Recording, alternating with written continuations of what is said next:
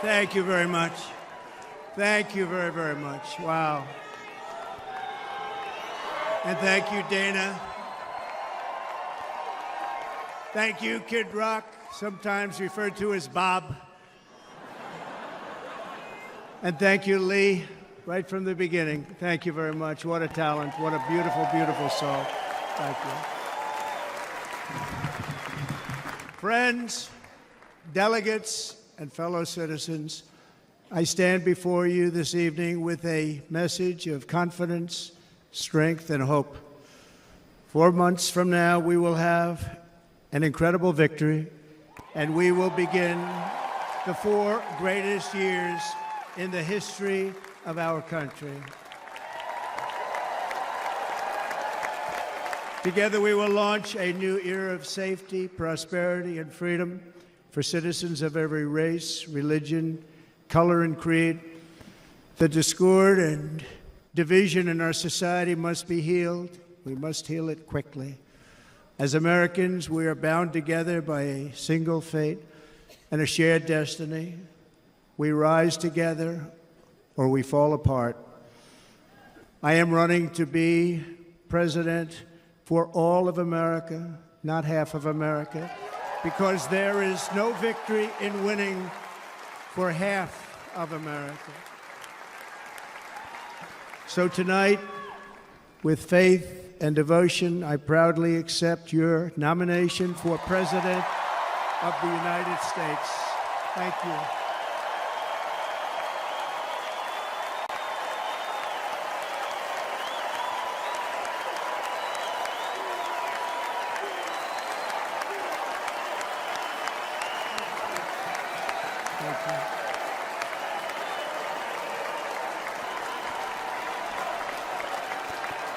Thank you very much.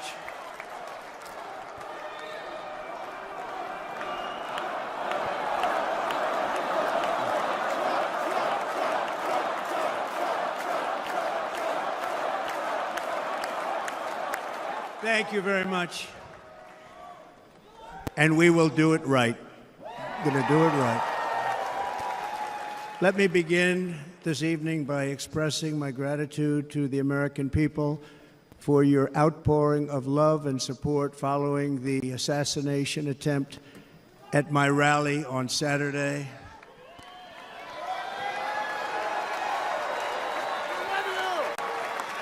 As you already know, the assassin's bullet came within a quarter of an inch of taking my life. So many people have asked me, what happened? Tell us what happened, please. And therefore, I will tell you exactly what happened, and you'll never hear it from me a second time because it's actually too painful to tell. It was a warm, beautiful day in the early evening in Butler Township in the great Commonwealth of Pennsylvania. Music was loudly playing, and the campaign was doing really well. I went to the stage, and the crowd was cheering wildly. Everybody was happy. I began speaking very strongly, powerfully, and happily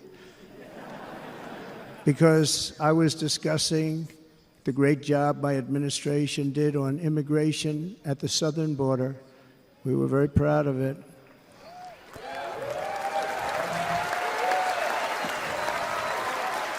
Behind me and to the right was a large screen that was displaying a chart of border crossings under my leadership.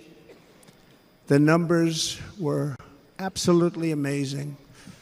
In order to see the chart, I started to, like this, turn to my right and was ready to begin a little bit further turn, which I'm very lucky I didn't do, when I heard a loud whizzing sound and felt something hit me really, really hard on my right ear. I said to myself, wow, what was that? It can only be a bullet. and moved my right hand to my ear, brought it down. My hand was covered with blood, just absolutely blood all over the place. I immediately knew it was very serious, that we were under attack, and in one movement proceeded to drop to the ground. Bullets were continuing to fly as very brave Secret Service agents rushed to the stage, and they really did. They rushed to the stage.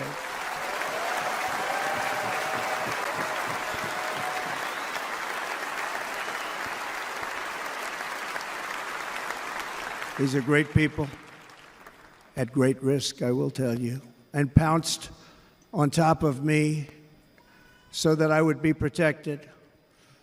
There was blood pouring everywhere, and yet, in a certain way, I felt very safe because I had God on my side. I felt that.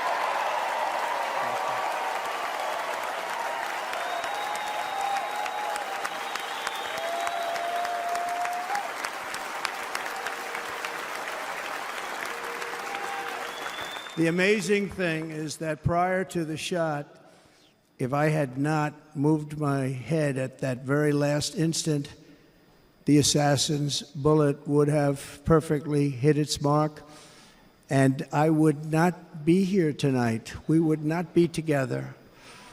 The most incredible aspect of what took place on that terrible evening in the fading sun was actually seen later.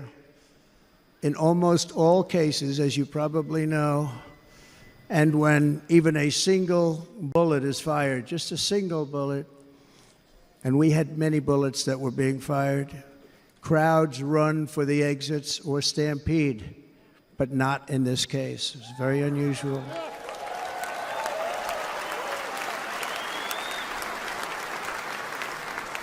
This massive crowd of tens of thousands of people stood by and didn't move an inch.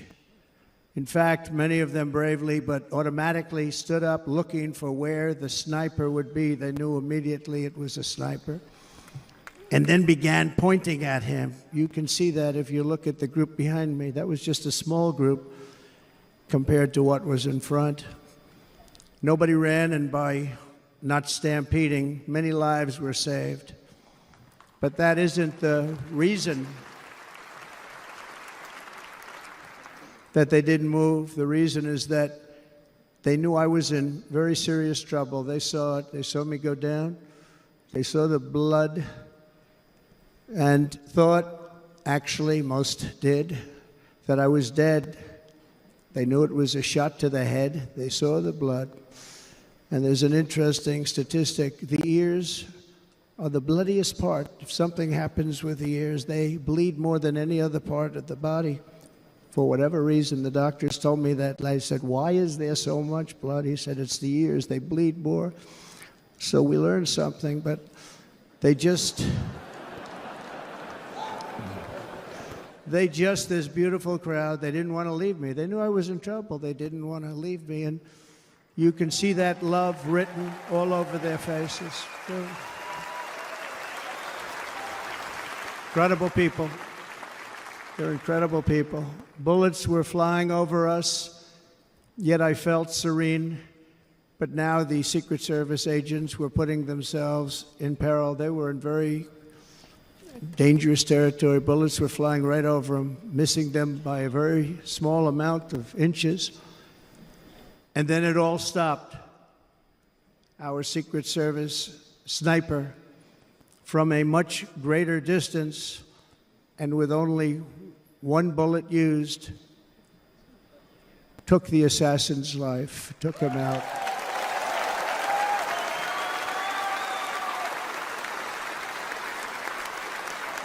I'm not supposed to be here tonight. Not supposed to be here. No?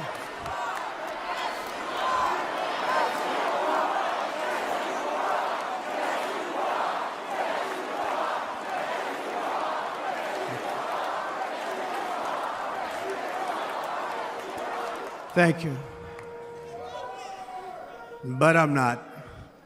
And I'll tell you, I stand before you in this arena only by the grace of Almighty God.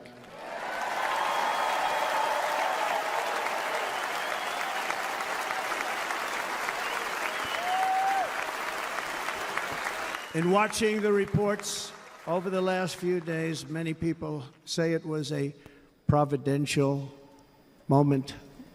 Probably was. When I rose surrounded by Secret Service, the crowd was confused because they thought I was dead, and there was great, great sorrow. I could see that on their faces as I looked out. They didn't know I was looking out. They thought it was over. But I could see it, and I wanted to do something to let them know I was okay. I raised my right arm, looked at the thousands and thousands of people that were breathlessly waiting, and started shouting, "Fight, fight, fight."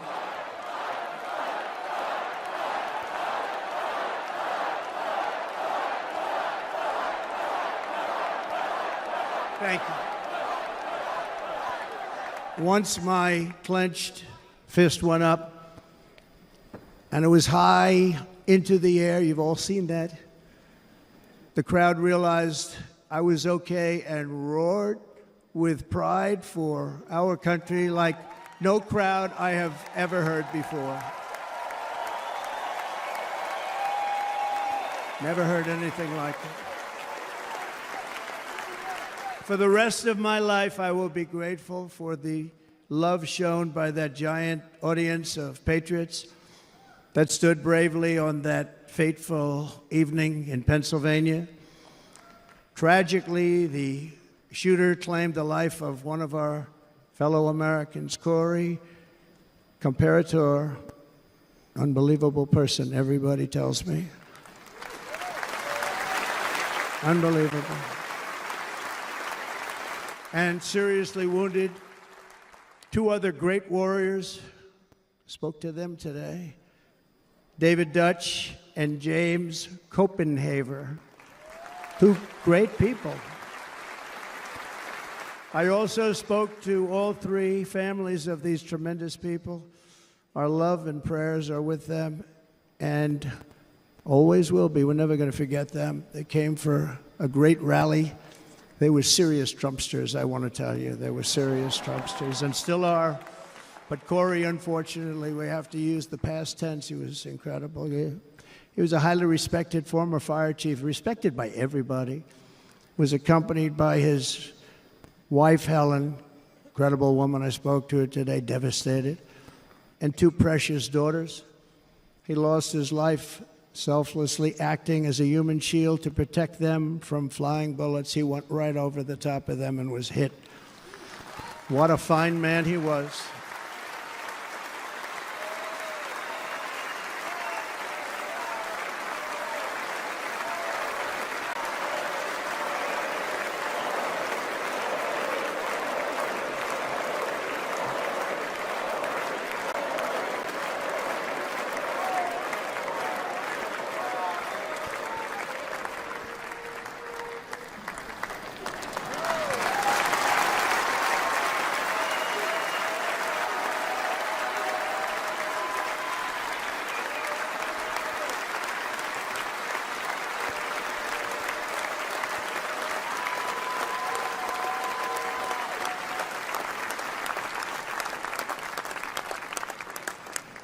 I want to thank the fire department and the family for sending his helmet, his outfit, and it was just something, and they're going to do something very special when they get it. But we did something which cannot match what happened, not even close. But I am very proud to say that over the past few days, we've raised $6.3 million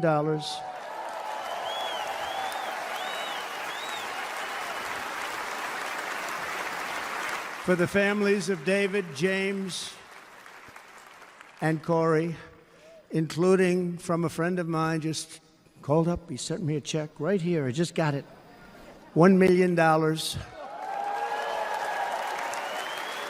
from Dan Newland. Thank you, Dan. And again, when speaking to the family, I told them, I said, well, I'm going to be sending you a lot of money, but it can't compensate. They all said the same thing. You're right, sir. We appreciate so much what you're doing, but nothing can take the place in the case of Corey. And the other two, by the way, they were very, very seriously injured, but now they're doing very well. They're going to be okay. They're going to be doing very well.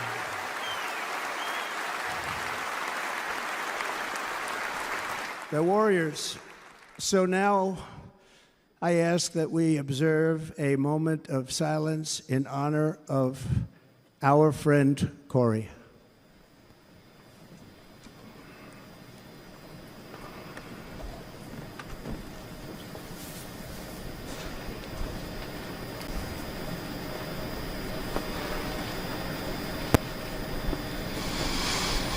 There is no greater love than to lay down one's life for others. This is the spirit that forged America in her darkest hours, and this is the love that will lead America back to the summit of human achievement and greatness. This is what we need. Despite such a heinous attack, we unite this evening more determined than ever. I am more determined than ever, and so are you. So is everybody in this room.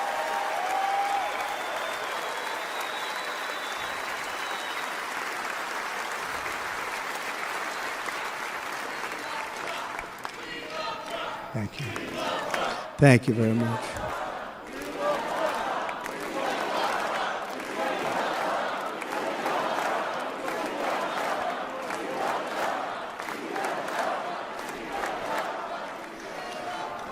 Our resolve is unbroken and our purpose is unchanged to deliver a government that serves the American people better than ever before. Nothing will stop me in this mission because our vision is righteous and our cause is pure. No matter what obstacle comes our way, we will not break, we will not bend, we will not back down, and I will never stop fighting for you, your family, and our magnificent country. Never.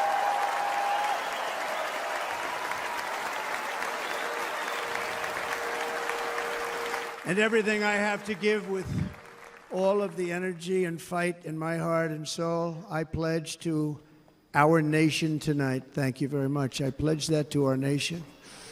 We're going to turn our nation around, and we're going to do it very quickly. Thank you.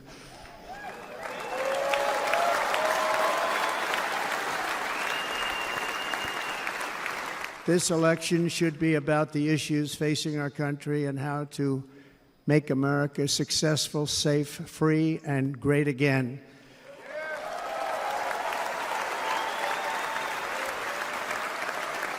In an age when our politics too often divide us, now is the time to remember that we are all fellow citizens. We are one nation under God, indivisible, with liberty and justice for all.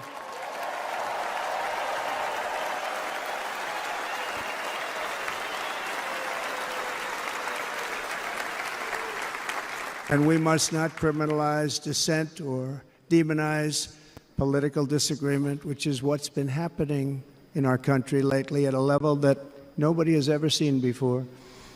In that spirit, the Democrat Party should immediately stop weaponizing the justice system and labeling their political opponent as an enemy of democracy.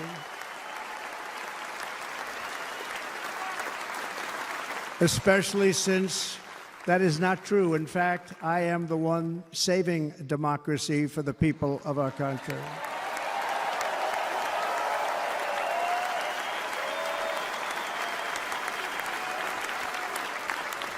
And very big news, as you probably just read, on Monday a major ruling was handed down from a highly respected federal judge in Florida, Eileen Cannon, finding that the prosecutor and the fake documents case against me were totally unconstitutional, and the entire case was thrown out of court.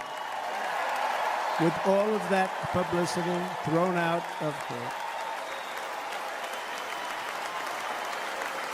If Democrats want to unify our country, they should drop these partisan witch hunts, which I have been going through for approximately 8 years. And they should do that without delay and allow an election to proceed that is worthy of our people. We're going to win it anyway, but worthy of our people. On this journey, I am deeply honored to be joined by my amazing wife, Melania.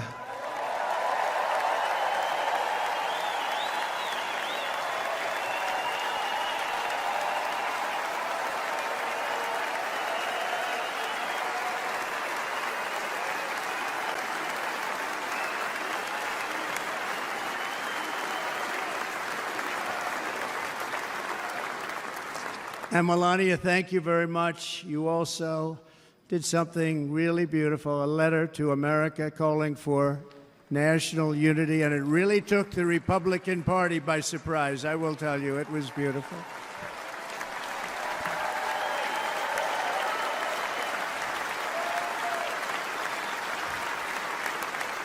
fact, some very serious people said that we should take that letter and put it as part of the Republican platform. That would be an honor, wouldn't it?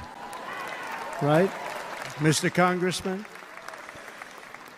But it captivated so many, so I also want to thank my entire family for being here. Don, Kimberly, Ivanka and Jared, Eric and Lara, Tiffany and Michael, Barron. We love our Barron.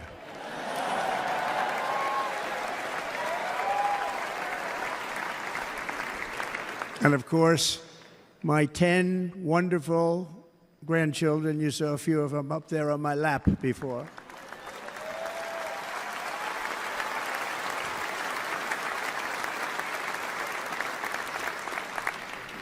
And how good was Dana? Was Dana good? I mean, was he good? He was on probably the only vacation he's had in about, maybe ever, because he works, but about 10 years with his wife, very far away. I won't tell you where, but very, very far away, beautiful place. And my people called, and he said, I won't be able to do it. This is many, many years. I promised my wife I can't do it. And they came in, they said, Dana won't be able to do it, because he was my first, second, and third choice. I said, well, that's too bad, but I understand he's away, and it's good. It's good for him. And that was it. About 30 minutes later, she came back in, sir, Dana just called, he's going to do it. And his wife, she said, you can't turn him down, you just can't do it, you have to go. That's a good wife.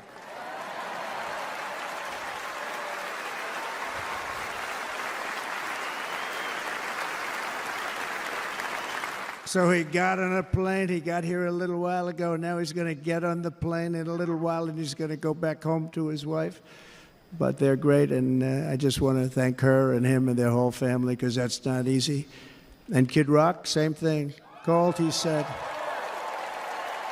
I want to be a part of it. I want to be a part, because, Kid does his great song, Big, Big Monster song. I had no idea. He became a friend of mine over the last 10 years. And he's amazing. Everyone loves him. I didn't even know how big he was. He has rallies. 35, 40,000 people he gets every time he goes out. I think he's making so much money, he doesn't know what the hell to do with it. You want to know? And then we have my other friend, and I've known him so long, and we took that song, and it was a big success, but we made that. I saw a chart of great songs to America. That was #1 on the chart recently, #1. So that's Lee Greenwood, a very special, beautiful person. He's a beautiful man. But they all wanted to be here. They called. And how about the Hulkster? How good was he? Is he up? Where is he? Boy, oh boy.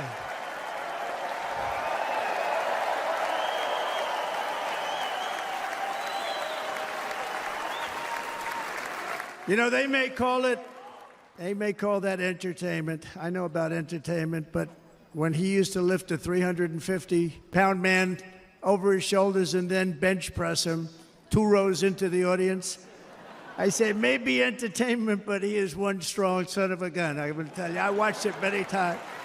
There aren't a lot of entertainers that can do that, right? You were fantastic. Thank you very much. Followed by Eric. What was that all about? Boy, that was good. I didn't want to really come up here.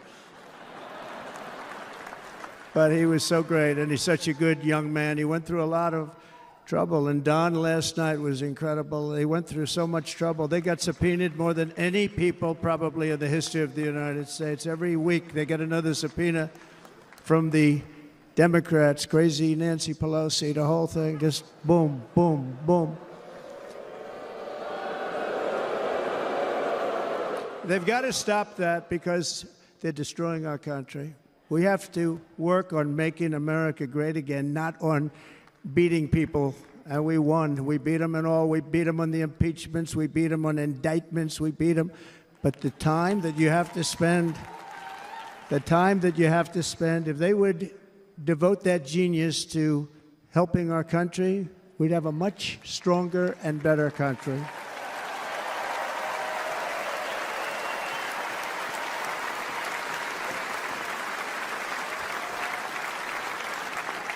And Jason, the biggest star in country music. Jason, thank you for being here. Jason, thank you very much. Jason Aldean, he's good. I like his wife even better, by the way. She's here. Thank you, Jason. But I'm thrilled to have a new friend and partner fighting by my side. The next Vice President of the United States, the current Senator from Ohio, J.D. Vance, and his incredible wife, Usha.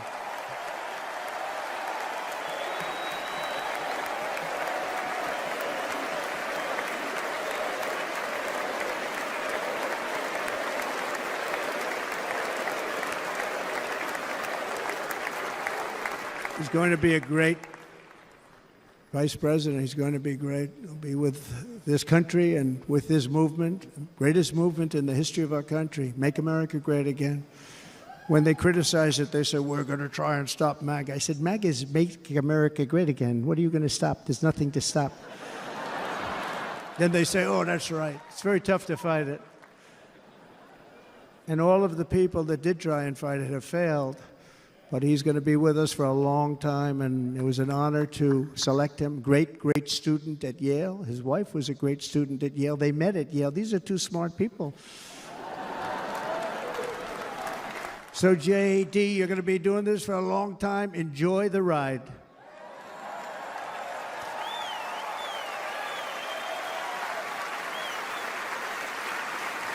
And a very special thank you to the extraordinary people of Milwaukee and the great state of, oh, there they are. There they are. You are so easy to spot. And Green Bay's going to have a good team this year, right? They're going to have a good team. They're going to have a good team. Most of the audience doesn't like it, but it's true. You're going to have a very good team this year. And by the way, Wisconsin, we are spending over $250 million here, creating jobs and other economic development all over the place. So I hope you will remember this in November and give us your vote. I am trying to buy your vote. I'll be honest about that.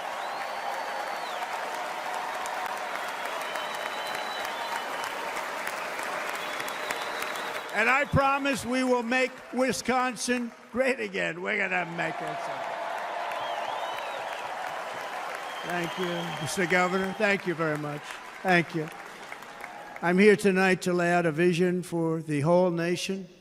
To every citizen, whether you're a young or old man or woman, Democrat, Republican, or independent, black or white, Asian or Hispanic, I extend to you a hand of loyalty and of friendship.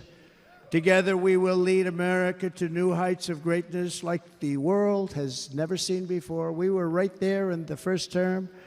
We got hit with COVID. We did a great job. Nobody knew what it was, but nobody's ever seen an economy pre-COVID. And then we handed over a stock market that was substantially higher than just prior to COVID. Coming in, did a great job. Never got credit for that. We got credit for the war and defeating ISIS and so many things, the great economy, the biggest tax cuts ever, the biggest regulation cuts ever, the creation of Space Force, the rebuilding of our military. We did so much. We did so much. Right to try. Right to try is a big deal. We got right to try. They were trying to get that for 52 years. Somebody's terminally ill, and hopefully there's nobody in this audience, but it does happen a lot. They're terminally ill and they can't use our new space-age drugs and other things that we are way ahead. We have the greatest doctors in the world, the greatest laboratories in the world, and you can't do it. They've been trying to get that approved for 52 years. Wasn't that easy? The insurance companies didn't want to do it. They didn't want the risk. The labs didn't want to do it because if it didn't work, people are pretty far down the line toward death. They didn't want to do it. The doctors didn't want to have it on their records, so I got everybody into an office. 52 years they tried. Sounds simple, but it's not. And I got them to agree that somebody that needs it will, instead of going to Asia, Europe, or someplace, or if you have no money going home and dying, just die. We got them to sign an agreement, agree to it, where they're not going to sue anybody. They're going to get all of this stuff. They're going to get it really fast. And what's happened is we're saving thousands and thousands of lives. It's incredible. Right to try. It's a great feeling.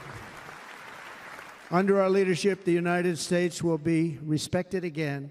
No nation will question our power. No enemy will doubt our might. Our borders will be totally secure. Our economy will soar. We will return law and order to our streets, patriotism to our schools, and importantly, we will restore peace, stability, and harmony all throughout the world. But to achieve this future, we must first rescue our nation from failed and even incompetent leadership. We have totally incompetent leadership. This will be the most important election in the history of our country. Under the current administration, we are indeed a nation in decline. We have an inflation crisis that is making life unaffordable, ravaging the incomes of working and low-income families, and crushing, just simply crushing our people like never before. They've never seen anything like it. We also have an illegal immigration crisis, and it's taking place right now as we sit here in this beautiful arena. It's a massive invasion at our southern border that has spread misery, crime, poverty, disease, and destruction to communities all across our land. Nobody's ever seen anything like it. Then there's an international crisis, the likes of which the world has seldom been part of. Nobody can believe what's happening. War is now raging in Europe and the Middle East. A growing specter of conflict hangs over Taiwan, Korea, the Philippines, and all of Asia. And our planet is teetering on the edge of World War III. And this will be a war like no other war because of weaponry. The weapons are no longer army tanks going back and forth shooting at each other. These weapons are obliteration. It's time for a change. This administration can't come close to solving the problems. We're dealing with very tough, very fierce people. They're fierce people. And we don't have fierce people. We have people that are a lot less than fierce, except when it comes to cheating on elections and a couple of other things. Then they're fierce. Then they're fierce. So tonight, I make this pledge to the great people of America. I will end the devastating inflation crisis immediately, bring down interest rates, and lower the cost of energy. We will drill, baby, drill.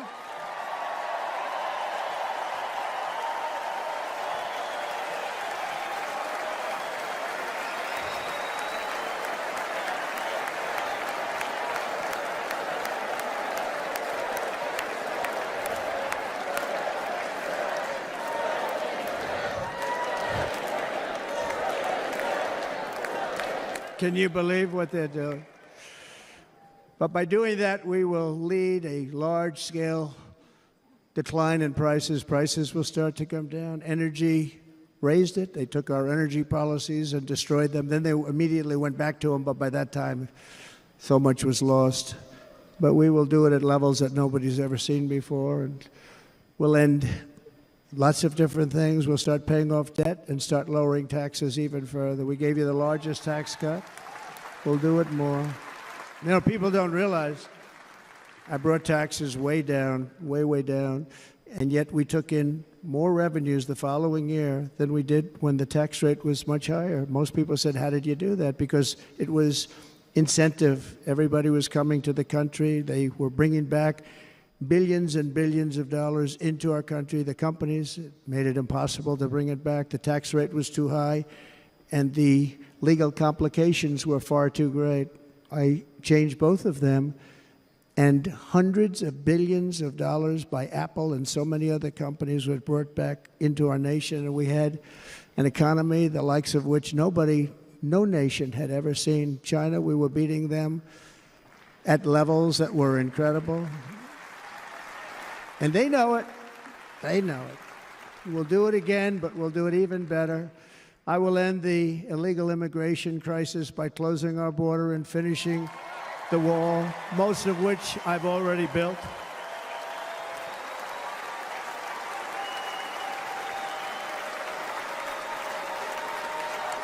On the wall, we were dealing with a very difficult Congress, and I said, oh, that's okay, we won't go to Congress. I call it an invasion. We gave our military almost $800 billion. I said, I'm going to take a little of that money because this is an invasion, and we built, most of the wall is already built, and we built it through using the funds because what's better than that? We have to stop the invasion into our country that's killing hundreds of thousands of people a year. We're not going to let that happen.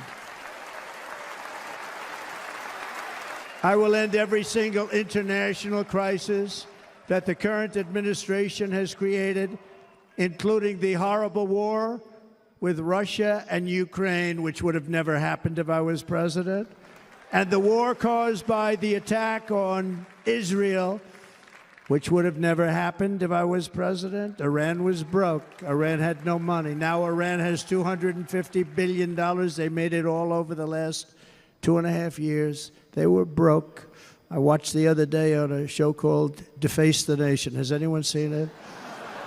And they had a congressman who was a Democrat say, well, whether you like him or not, Iran was broke dealing with Trump. I told China and other countries, if you buy from Iran, we will not let you do any business in this country, and we will put tariffs on every product you do send in of 100% or more.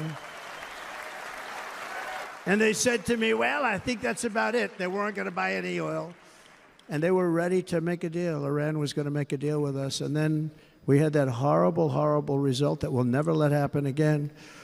The election result, we're never going to let that happen again. They used COVID to cheat. We're never going to let it happen again.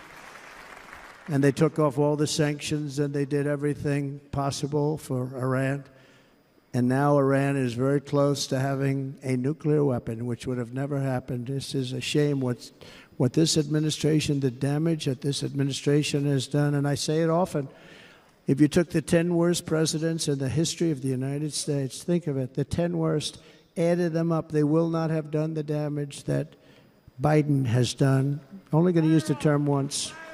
Biden, I'm not going to use the name anymore, just one time. The damage that he's done to this country is unthinkable. It's unthinkable. Together we will restore vision, strength, competence, and we're going to have a thing called common sense making most of our decisions, actually. It's all common sense. Just a few short years ago, under my presidency, we had the most secure border and best economy in the history of our country, in the history of the world. We had the greatest economy in the history of the world. We had never done anything like it.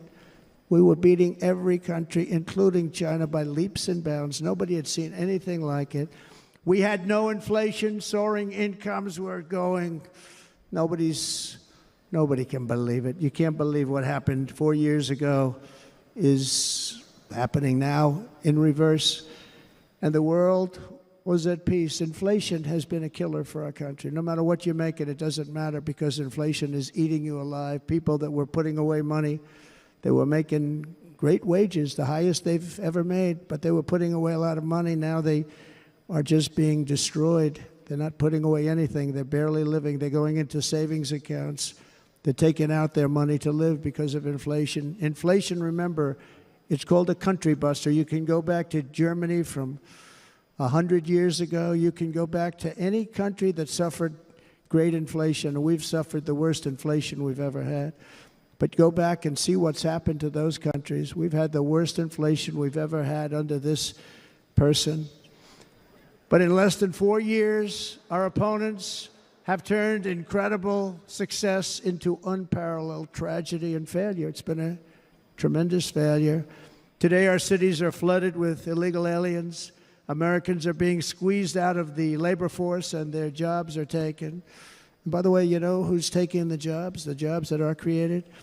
107% of those jobs are taken by illegal aliens. And you know who's being hurt the most by millions of people pouring into our country? The black population and the Hispanic population, because they're taking the jobs from our black population, our Hispanic population, and they're also taking them from unions. The unions are suffering because of it. Thank you. Thank you. I like you too. Thank you very much. Inflation has wiped out the life savings of our citizens and forced the middle class into a state of depression and despair. That's what it is. It's despair and depression. We cannot and will not let this continue. Less than 4 years ago, we were a great nation, and we will soon be a great nation again. We're going to be a great nation again.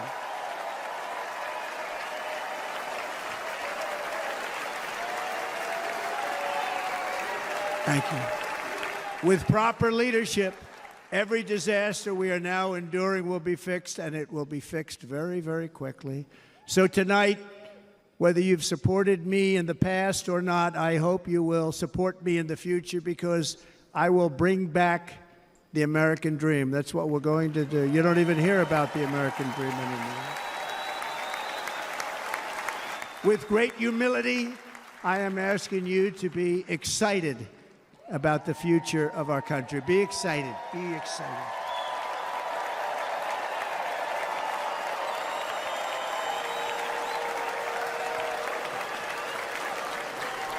And by the way, the news reports, look at all of those big networks. Look at them. They're all here. But every one of them has said this could be the most organized, best run, and most enthusiastic convention of either party that they've ever seen. Every single one.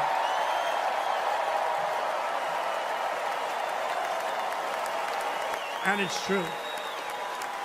It's true. And there's love in the room. There's great love in the room.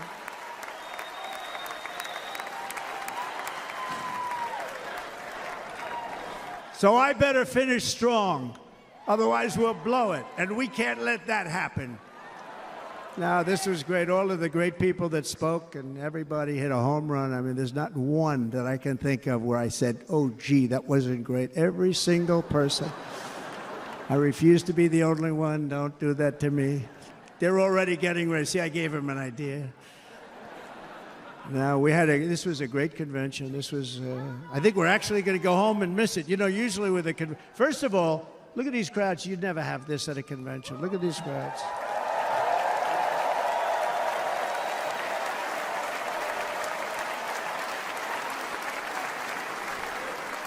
Love. It's about love. This week, the entire Republican Party has formally adopted an agenda for America's renewal, and you saw that agenda. And it's very short compared to the long, boring, meaningless agendas of the past, including the Democrats. They write these things that are hundreds of pages long, and they never read them after they're done. In their case, fortunately, they don't read them because they're pretty bad. It's a series of bold promises that we will swiftly implement when you give us a Republican House And Mr. Speaker, thank you very much. We have our great Speaker of the House with us tonight. Mr. Speaker, thank you very much. Thank you. A Republican Senate, we have many senators here, and send me back to our beautiful White House just a few short months from now. We're talking about just months. It can't come fast enough. We have to get it done. First, we must get economic relief to our citizens. Starting on day one, we will drive down prices and make America affordable again. We have to make it affordable. It's not affordable. People can't live like this. Under this administration, our current administration, groceries are up 57%, gasoline is up 60 and 70%, mortgage rates have quadrupled. And the fact is, it doesn't matter what they are because you can't get the money anyway. You can't buy houses. Young people can't get any financing to buy a house. The total household costs have increased an average of $28,000 per family under this administration.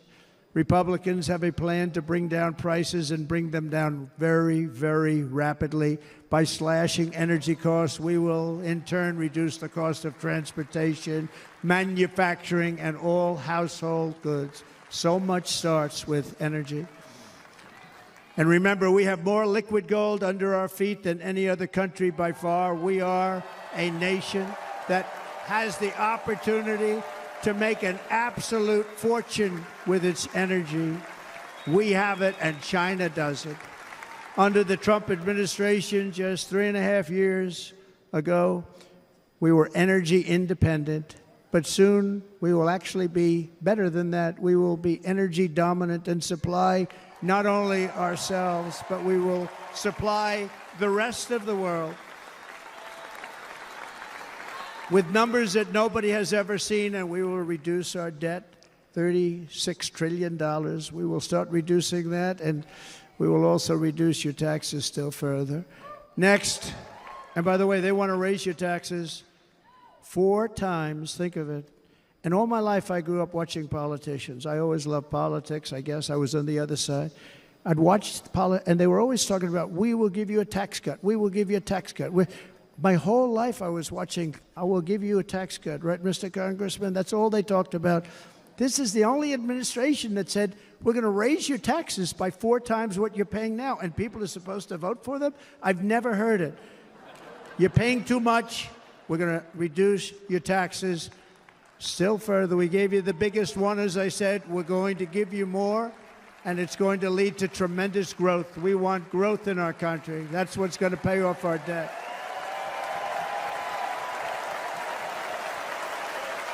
And next, we will end the ridiculous and actually incredible waste of taxpayer dollars that is fueling the inflation crisis. They spent trillions of dollars on things having to do with the Green New Scam. It's a scam.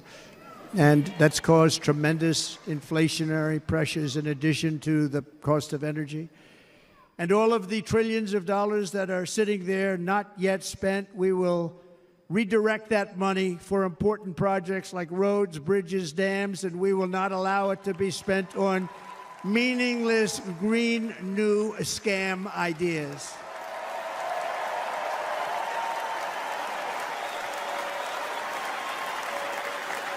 And I will end the electric vehicle mandate on day one.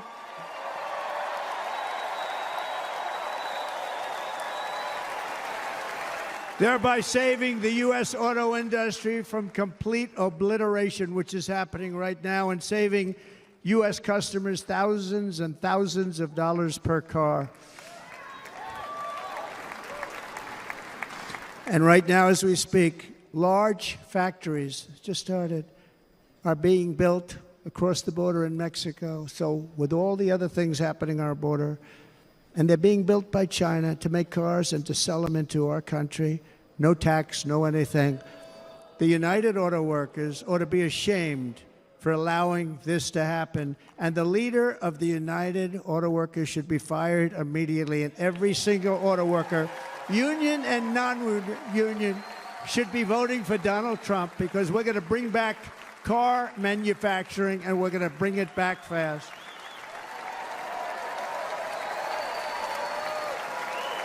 They're building some of the largest auto plants anywhere in the world. Think of it, in the world. We're going to bring it back. We're going to make them. We don't mind that happening, but those plants are going to be built in the United States, and our people are going to man those plants.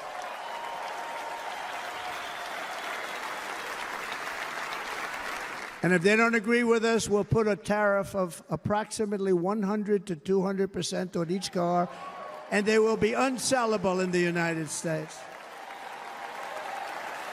We have long been taken advantage of by other countries. And think of it, oftentimes these other countries are considered so-called allies. They've taken advantage of us for years. We lose jobs, we lose revenue, and they gain everything and wipe out our businesses, wipe out our people. I stopped it for 4 years. I stopped it. And we're really ready to make changes like nobody had seen before. And remember, USMCA, I got rid of NAFTA, the worst trade deal ever made, and replaced it with USMCA, which is, they say, the best trade deal ever made. Actually, probably the best trade deal was the deal I made with China, where they buy $50 billion worth of our product. They were buying nothing. They buy $50 billion worth. They had to. But I don't even talk about it because of COVID. I don't even mention it, frankly, because of what happened with the China virus.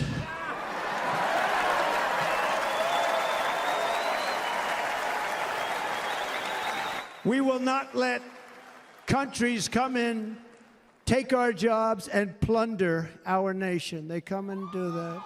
They plunder our nation. The way they will sell their product in America is to build it in America. Very simple. Build it in America and only in America.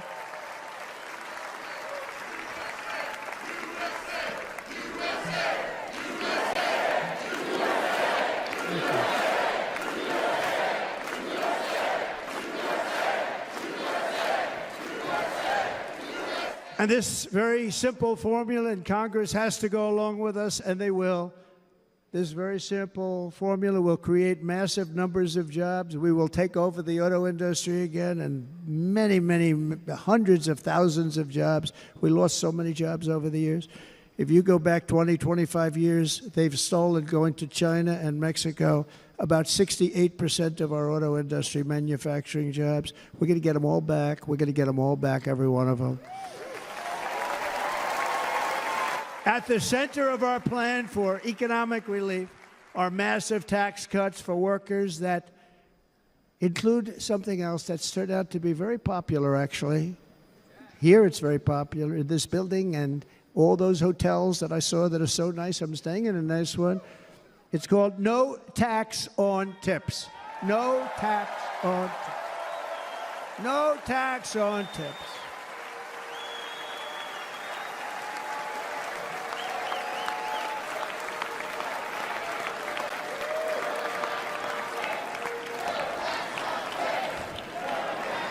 I got that by having dinner recently in Nevada, where we're leading by about 14 points. Hello. I'll see you there very soon, everybody. And we're having dinner at a beautiful restaurant in the Trump building on the Strip, and it's a great building, and the waitress comes over. How's everything going? A really nice person. How's everything? Oh, sir, it's so tough. The government's after me all the time on tips, tips, tips. I said, well, they give you cash. Would they be able to find him? She said, actually, and I didn't know this, she said, very little cash is given. It's all put right on the check. And they come in and they take so much of our money, it's just ridiculous. And they don't believe anything we say. And they've just hired, as you know, 88,000 agents to go after them even more. And I said, this shows the level of my, most people go out, they hire consultants, they pay them millions of dollars. But I said to her, let me just ask you a question. Would you be happy if you had no tax on tips? She said, what a great idea. I got my information from a very smart waitress. That's better than spending millions of dollars. And everybody loves it. Waitresses and caddies and drivers and everybody. It's a large group of people that are being really hurt badly. They make money, let them keep their money. I'm going to protect Social Security and Medicare. Democrats are going to destroy Social Security and Medicare because all of these people, by the millions they're coming in, they're going to be on Social Security and Medicare and other things, and you're not able to afford it. They are destroying your Social Security and your Medicare. Under my plan, incomes will skyrocket, inflation will vanish completely, jobs will come roaring back, and the middle class will prosper like never, ever before, and we're going to do it very rapidly.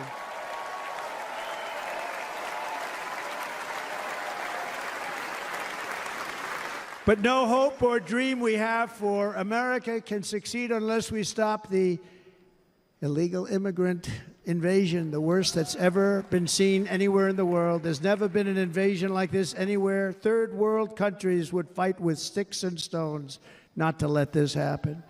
The invasion at our southern border, we will stop it, and we will stop it quickly. You heard Tom Homan yesterday. Tom Homan, put him in charge and just sit back and watch.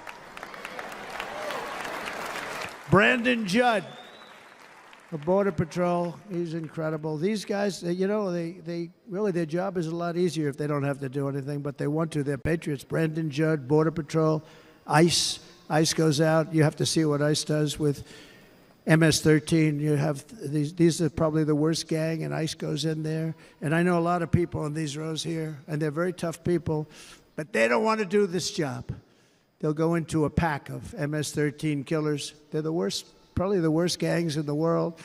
And we have thousands of them. I moved thousands and thousands out in my 4 years. We moved them out, and it was a pleasure. But ICE would go right into a pack of these killers, and you see fists flying, you see everything flying, and then they take them. They put them in a paddy wagon. They take them back, and they get them out of our country. And the other countries weren't accepting them back, and I called up, and I said, tell them that we're not giving them economic aid anymore. And the next day, I got calls from all of these countries that were terminated. Billions of dollars we spend on economic aid to countries that does us, frankly, no good. And the next day, I was called by everybody. I couldn't take all the calls. Sir, what's the problem? I said, you won't take your killers back that you sent in caravans into America. You won't take them back. Well, sir, if you'd like us to, we would give very serious consideration to doing that.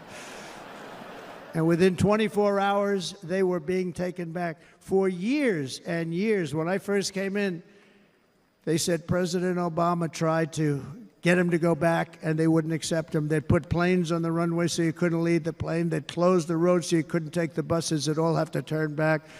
As soon as I said no more economic aid of any kind to any country that does that, they called back and they said, sir, it would be our great honor to take MS-13. We love them very much.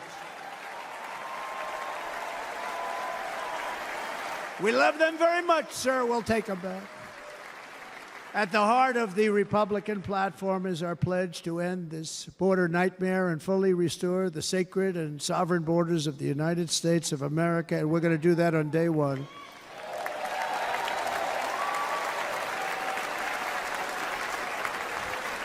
That means two things on day one, right? Drill, baby, drill, and close our borders.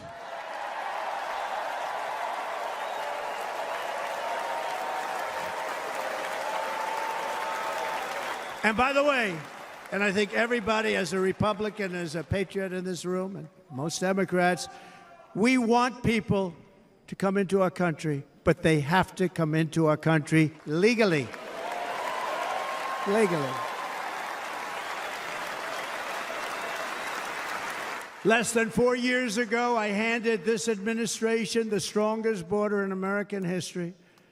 But you can see on the chart that saved my life, that was the chart that saved my life. I said, look it, I'm so proud of it. I think it's one of the greatest, it was done by the Border Patrol, one of the greatest charts I've ever seen. It showed everything just like that. You know the chart.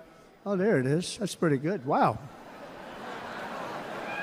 Last time I put up that chart, I never really got to look at it. But without that chart, I would not be here today.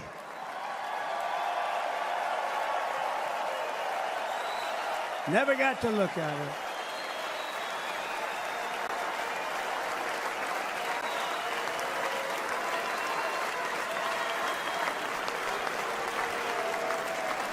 I said, you got to see this chart. I was so proud of it, and by the time I got to there, I never got to see it that day. But I'm seeing it now, and I was very proud. If you look at the arrow on the bottom, that's the lowest level, the one on the bottom, heavy red arrow. That's the lowest level of illegal immigrants ever to come into our country in recorded history, right there. Right there. And that was my last week in office. And then you see what happened after I left. Look at the rest. And if you go out a little bit further, it's getting to be a little bit old, but I love it anyway, right? But you can go much higher with those numbers. Look what happened right after that. The invasion began. We had the opposite. We stopped the invasion. But the invasion that we stopped was peanuts by comparison to what happened after I left. Look at what happened after I left. They took over our country. We ended all catch and release. We shut down asylum fraud. We stopped human trafficking and forged historic agreements to keep illegal aliens on foreign soil. We want them to stay on their soil. Under the Trump administration, if you came in illegally, you were apprehended immediately and you were deported. You went right back. The current administration terminated every single one of those great Trump policies that I put in place to seal the border. I wanted a sealed border. Again, come in, but come in legally. You know how unfair it is? So many people, hundreds of thousands of people, have been working for years to come into our country.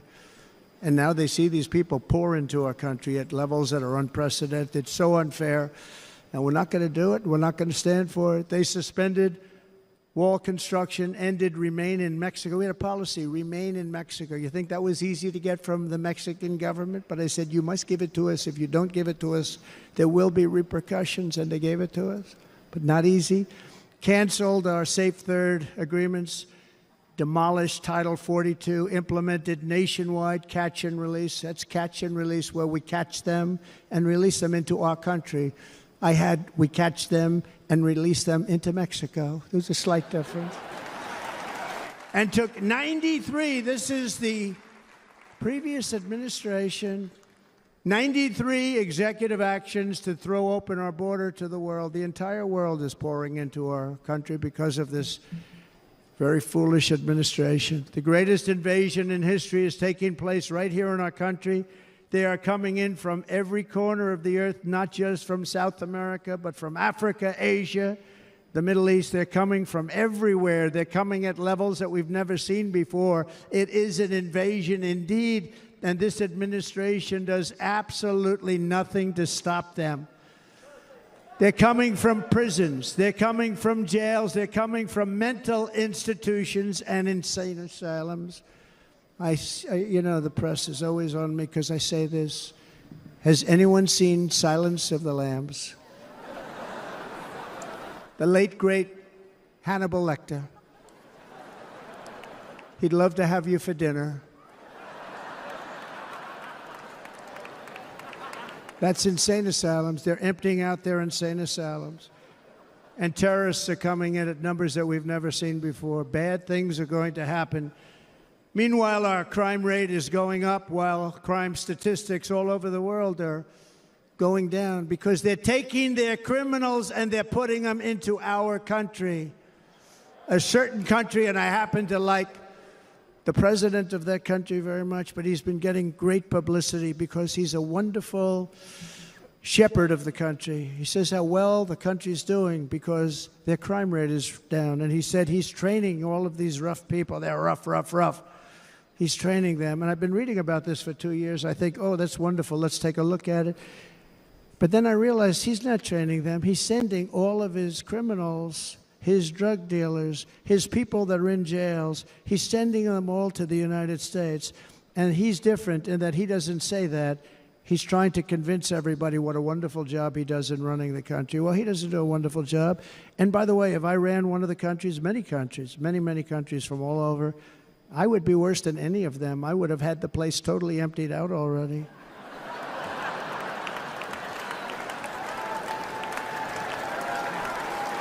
But we become a dumping ground for the rest of the world, which is laughing at us. They think we're stupid. And they can't believe that they're getting away with what they're getting away with, but they're not going to be getting away with it for long. That's what I can tell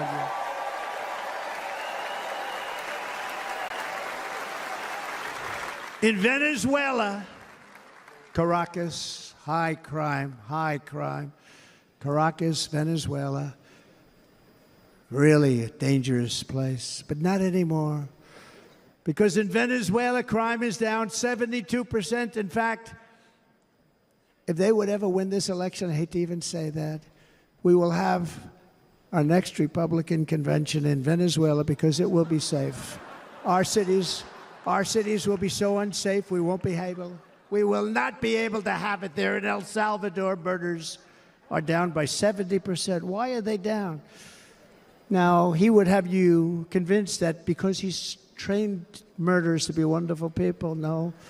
They're down because they're sending their murderers to the United States of America. This is going to be very bad.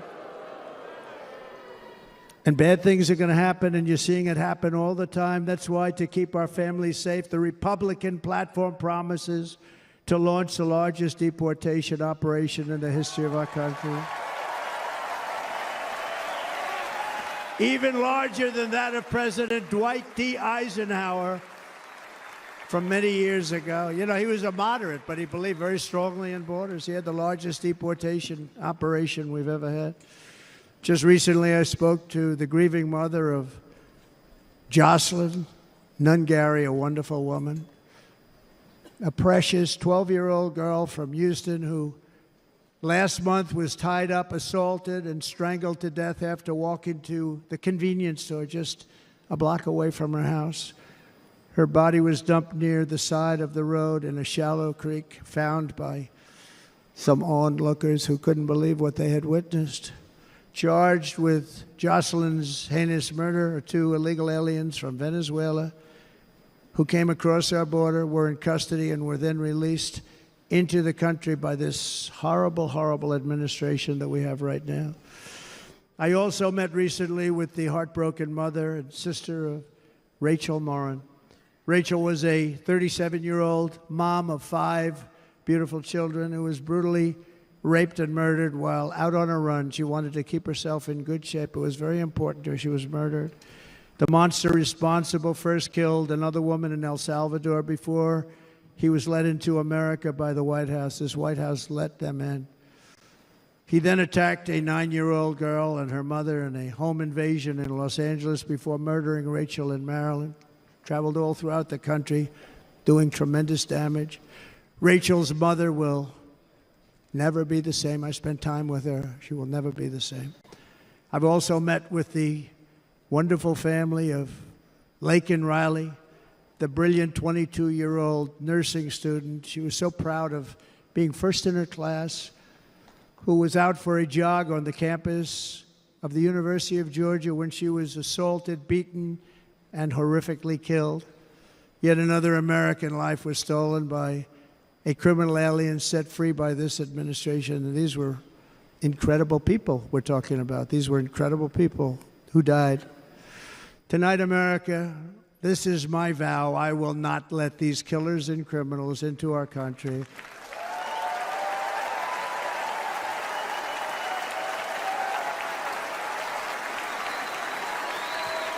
I will keep our sons and daughters safe. As we bring security to our streets, we will help bring stability to the world. I was the first president in modern times to start no new wars. You know, we were the toughest, we were the most respected. And you saw this. Hungary, strong country, run by a very powerful, tough leader. He's a tough guy. Press doesn't like him because he's tough. And he came out recently. They were asking him at an interview, the whole world is exploding. What's happening? What's going on? Viktor Orban, Prime Minister of Hungary, very tough man. He said, I don't want people coming into my country and blowing up our shopping centers and killing people. But they said to him, tell us what's going wrong, what's happening, what is it? He said, there's only one way you're going to solve it. You got to bring President Trump back to the United States because he kept everybody at bay. He used a word I wouldn't use because I can't use that word, because you'd say it was braggadocious. The press would say he was a braggart. I'm not a braggart. But Viktor Orban said it. He said Russia was afraid of him. China was afraid of him. Everybody was afraid of him. Nothing was going to happen. The whole world was at peace. And now the world is blowing up around us. All of these things that you read about were not going to happen. Under President Bush, Russia invaded Georgia. Under President Obama, Russia took Crimea. Under the current administration, Russia is after all of Ukraine. Under President Trump, Russia took nothing.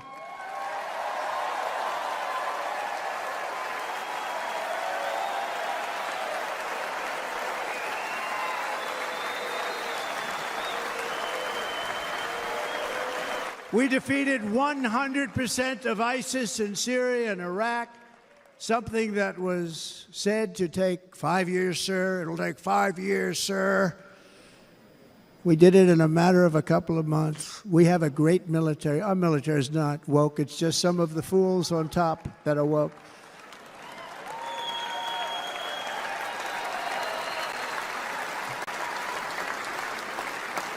I got along very well. North Korea, Kim Jong-un, I got along very well with him. The press hated when I said that. How could you get along with him? Well, you know, it's nice to get along with somebody who has a lot of nuclear weapons or otherwise, isn't it? See, in the old days, they'd say, that's a wonderful thing. Now they say, how can you possibly do that? But no, I got along with him, and we stopped the missile launches from North Korea. Now North Korea is acting up again, but when we get back, I get along with him. He'd like to see me back, too. I think he misses me, if you want to know the truth. Our opponents inherited a world at peace and turned it into a planet of war. We're in a planet of war. Look at that attack on Israel. Look at what's happening with Ukraine. The cities are just bombed out. How can people live like that where buildings, massive buildings, are falling to the ground? It began to unravel with the disastrous withdrawal from Afghanistan, the worst humiliation in the history of our country. We have never had a humiliation like that. 13 heroic U.S. service members were tragically and needlessly killed. 45 others were horrifically wounded. Nobody ever talks about them. No arms, no legs, face explosions, horrifically wounded. And by the way, we have a man in this room who's running for the U.S. Senate from a great state, Nevada, named Sam Brown, who paid the ultimate price. Thank you, Sam. Thank you, Sam. Thank you. He paid the biggest price probably ever paid by anybody that is running for office, and I think he's going to do great. He's running against a person that is not good, not respected, a total lightweight. But Sam, I think, paid, really, we were talking about it with some of the senators that are working so hard for Sam, but he paid the biggest price of any senator ever to run for the Senate. I don't think anybody's ever what he did. He was a real hero, a really great person. And he's running, and I hope that everybody gets out and votes for Sam Brown.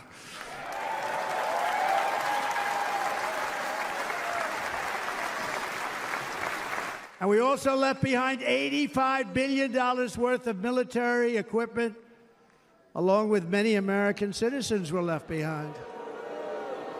Many, many American citizens, emboldened by that disaster. Russia invaded Ukraine. They saw this group of people that were incompetent. We took the soldiers out first. No, we're going to take the soldiers out second. If they would have followed my plan, we had a great plan. But the plan only kicked in if they did everything perfectly. And they weren't doing things perfectly, so we said it doesn't kick in. You know, 18 months in Afghanistan, we didn't have one, so they were killing them left and right, snipers. And I spoke to the head of the Taliban. You've heard this story. Abdul, still there, still the head of the Taliban. The press got on me, why would you speak to him? I said, because that's where the killing is. I don't have to speak to somebody that has nothing to do with it. And I told him, don't ever do that. Don't ever do that again. Don't ever, ever do that again. You've got to stop. Because during the Obama administration, many great people and soldiers, but a lot of soldiers were being killed from long distance. I said, if you keep doing that, you're going to be hit harder than anybody's ever been hit by a country before.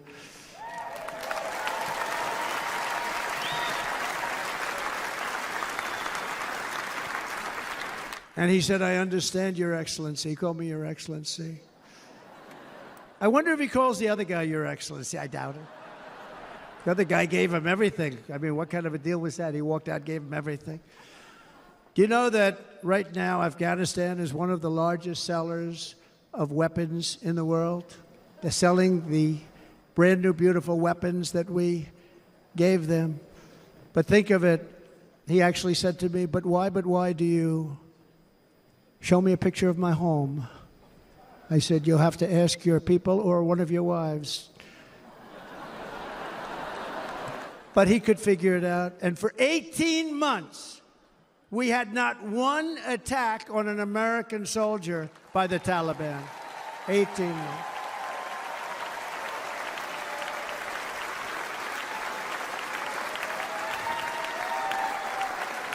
And then we had that horrible day where soldiers were killed. I was not there because of a ridiculous election.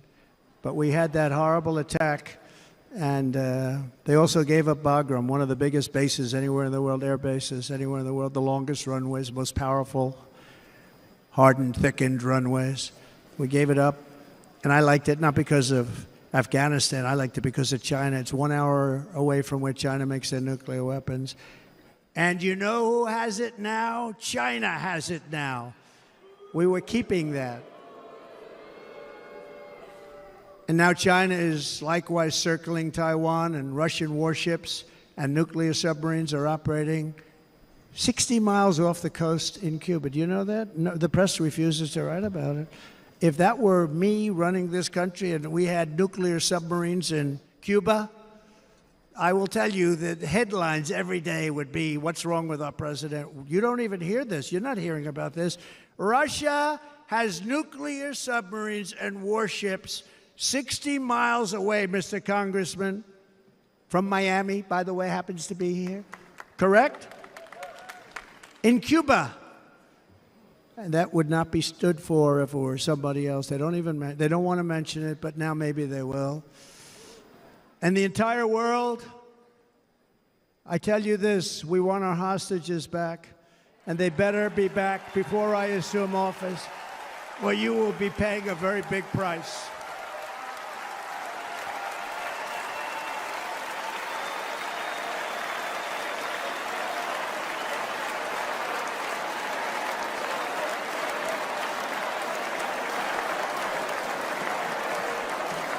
With our victory in November, the years of war, weakness, and chaos will be over. I don't have wars. I had no wars other than ISIS, which I defeated, but that was a war that was started. We had no wars. I could stop wars with a telephone call.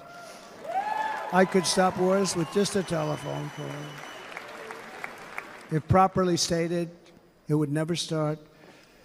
We will replenish our military and build an Iron Dome missile defense system to ensure that no enemy can strike our homeland.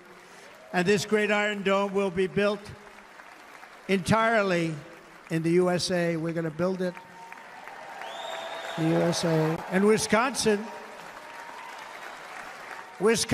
just like I gave you that massive ship contract, and you're doing a very nice job, Governor, right? Thank you, Governor. And they're doing a great job. In fact, I had a little design change, and we gave them a tremendous for essentially what we used to call destroyers.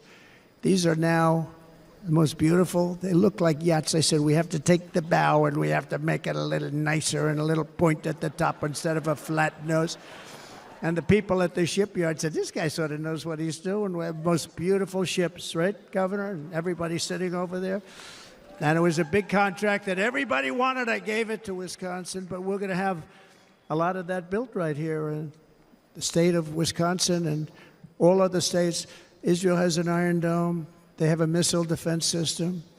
342 missiles were shot into Israel, and only one got through a little bit. It was badly wounded. It fell to the ground, but most of them are. And Ronald Reagan wanted this many years ago, but we really didn't have the technology many years ago. Remember, they called it Starship, spaceship, anything to mock him. But he was a very good president, very, very good. But now we have unbelievable technology. And why should other countries have this and we don't? No, we're going to build an Iron Dome over our country, and we're going to be sure that nothing can come and harm our people. And again, from an economic development standpoint, we're going to make it all right here. No more sending it out to other countries in order to help. It's America first. America first. We will unleash the power of American innovation. And as we do, we will soon be on the verge of finding the cures to cancer, Alzheimer's disease, and many other diseases. We're going to get to the bottom of it. You remember this gentleman that I don't want to mention other than one time I had to, because when you say the 10 worst, I had to do it. I didn't want anybody to be confused. But this man said, we're going to find a cure to cancer. Nothing happened. We're going to get to the cure for cancer and Alzheimer's and so many other things. We're so close to doing something great. But we need a leader that will let it be done. We will not have men playing in women's sports. That will end immediately.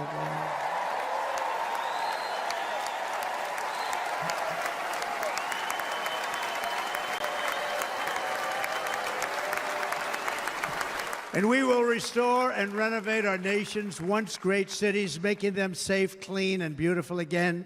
And that includes our nation's capital, which is a horrible killing field. So many things. They leave from Wisconsin, they go to look at the Washington Monument, they end up getting stabbed, killed, or shot. We will be very soon very proud of our capital, again, Washington, D.C.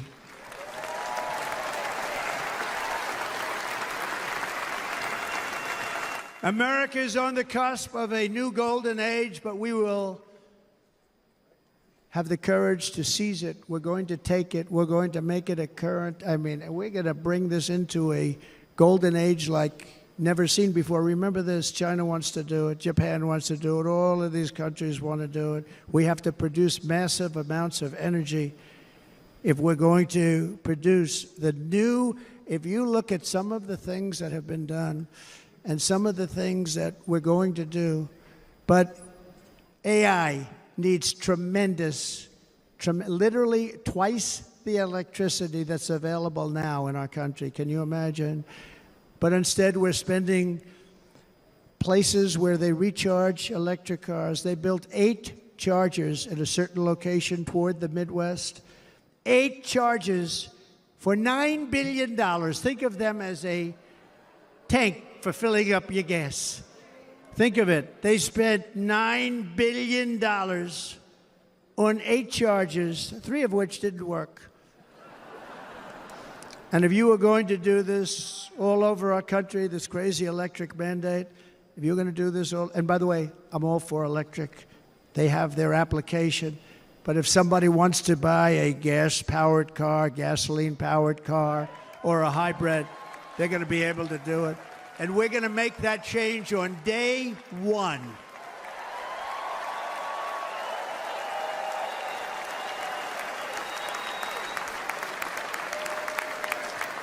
So to conclude, just a few short days ago, my journey with you nearly ended. We know that.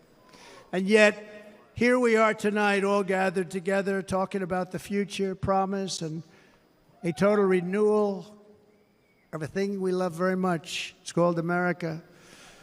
We live in a world of miracles. None of us knows God's plan or where life's adventure will take us. I want to thank Franklin Graham for being here tonight. He's an outstanding man. He wrote me a note recently. I have a lot of respect for him. Sir, I love your storytelling. I think it's great in front of these big rallies. But, sir, please do me one favor. It won't make any difference. Please don't use any foul language. I was a little embarrassed. He said, it won't make any difference. Actually, it does. The story's not quite as good, but I've been very good.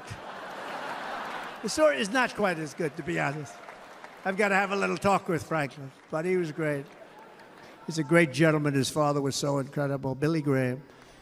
My father used to love taking me to see Billy Graham.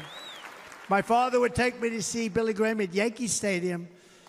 He had the biggest rallies you've ever seen. He was a good rally guy, too. But he'd get up, and he was a fantastic guy. My father loved Billy Graham. But I love Franklin Graham. I think Franklin's been fantastic, and I'm working so hard to adhere to his note to me. I'm working hard on it, Franklin. But if the events of last Saturday make anything clear, it is that every single moment we have on earth is a gift from God.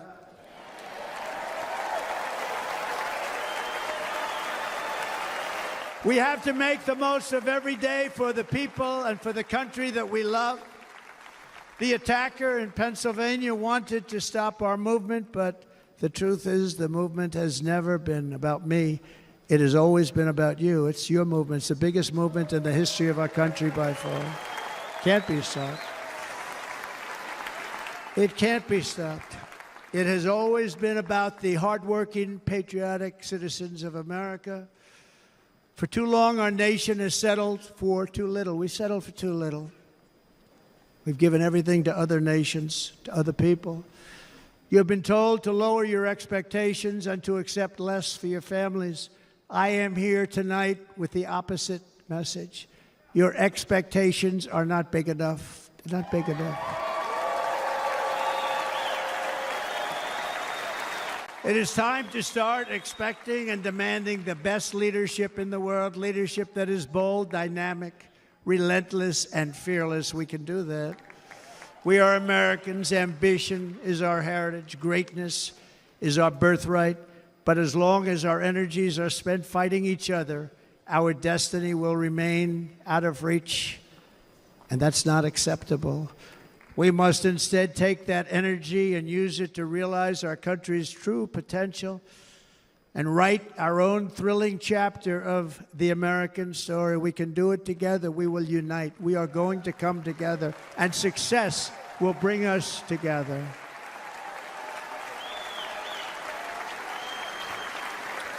It is a story of love, sacrifice, and so many other things. And remember the word, devotion. It's unmatched devotion.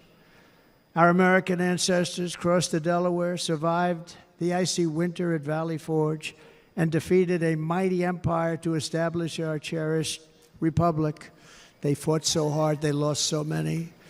They pushed thousands and thousands of miles across a dangerous frontier, taming the wilderness to build a life and a magnificent home for their family. They packed their families into covered wagons, trekked across hazardous trails, scaled towering mountains, and braved rivers and rapids to stake their claim on the wide open, new, and very beautiful frontier.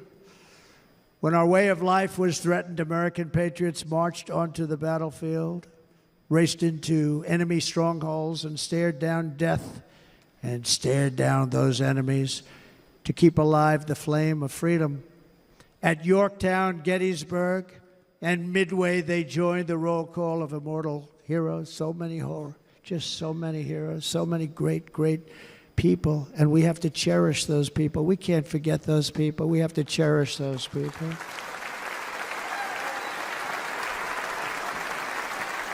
And building monuments to those great people is a good thing, not a bad thing. They saved our country. No challenge was too much. No hardship was too great. No enemy was too fierce. Together, these patriots soldiered on and endured, and they prevailed because they had faith in each other, faith in their country, and above all, they had faith in their God.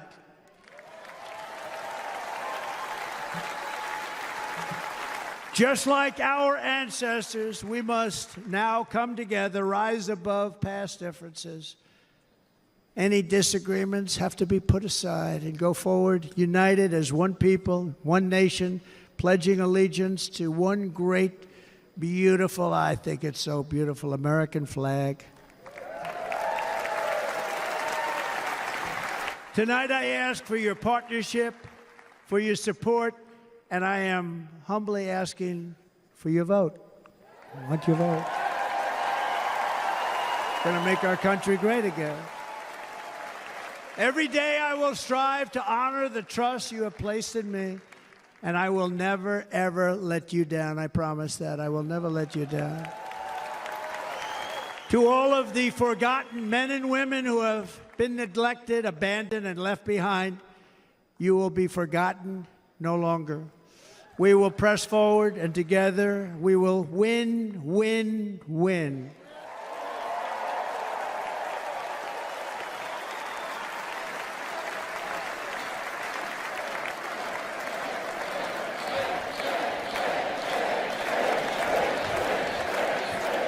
Win, win, win, win, win, win. Nothing will sway us. Nothing will slow us, and no one will ever stop us.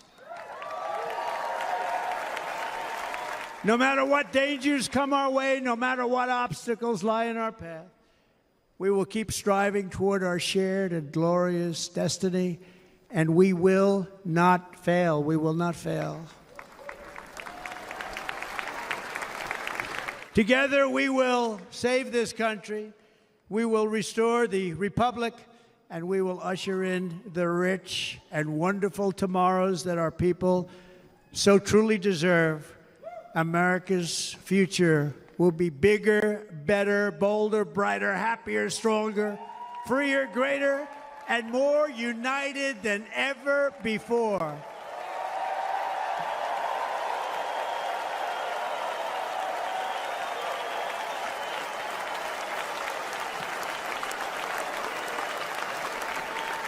And quite simply put, we will very quickly make America great again. Thank you very much. Thank you very much, Wisconsin. God bless you. God bless you, Wisconsin, and God bless the United States of America, our great country. Thank you very much, everybody. Thank you.